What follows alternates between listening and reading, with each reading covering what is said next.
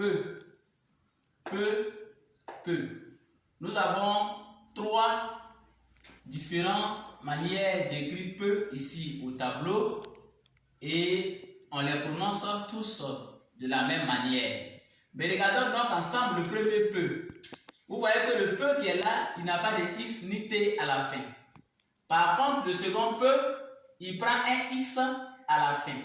Et le troisième peu, lui, il prend T à la fin.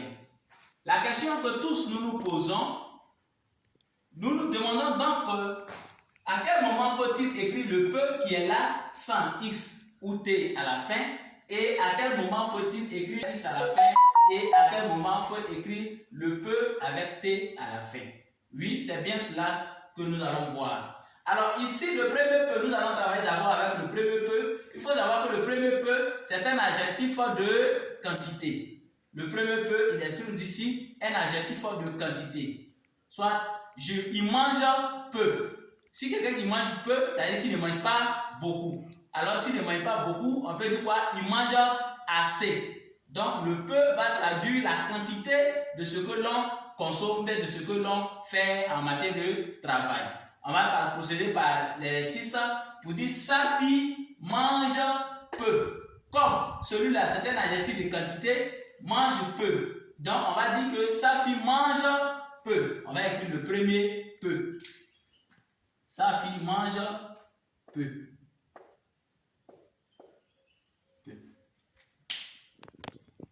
Or, le peu qui est là, le peu X et le peu T, ça c'est le verbe pouvoir. Le verbe, en parenthèse, le verbe pouvoir.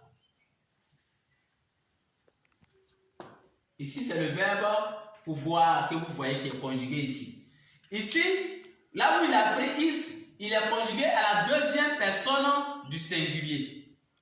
Et ici, il prend un T à la fin, il est conjugué à la troisième personne du singulier, donc il ou bien elle au singulier. Et ici, X à la fin, donc c'est tu.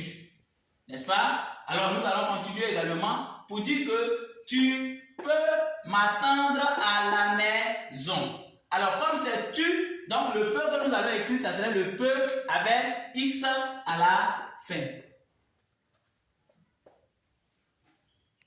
La troisième phrase qui dit il peut venir. Il peut venir à la maison. Il peut venir à l'église. Il peut venir à l'école. Il peut, comme c'est il, la troisième personne du singulier, on pourrait remplacer par il ou bien elle peut venir. Donc le peu que nous allons écrire, ça serait le peu avec T à la fin.